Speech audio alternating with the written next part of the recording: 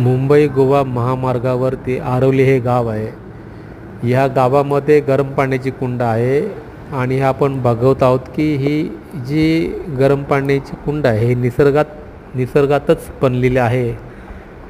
अशी काही कृत्रिम कोणीही बनवलेली नसून तर त्या गरम पाणी वरती येतं आणि या ठिकाणी ग्रामस्थांनी गरम पाण्याची कुंड बनवलेली आहे आंघोळ करण्यासाठी.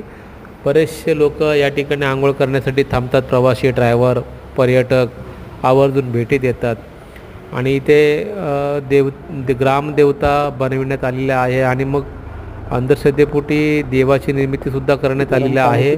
परंतु हे विज्ञान आहे हे सर्वांनाच माहिती आहे. गरम पाण्याची कुंड आहे, निसर्गाचं ह्या खनिजाचं पाणी आहे, गरम असं आणि त्याने आंघोळ जर केली तर साहजिकच आपल्या शरीरावरचे बरेचसे स्किनचे त्वचेचे आजार हे ह्या पाण्यामुळे नष्ट होतात, बरे होतात आणि म्हणून बरेचसे लोक या विहिरीला भेटी देतात आणि ही निसर्गाने दिलेली देणगी आहे. निसर्गाचं हे समतोल आपण ठेवला पाहिजे. निसर्गाचं सौंदर्य जतन केलं पाहिजे.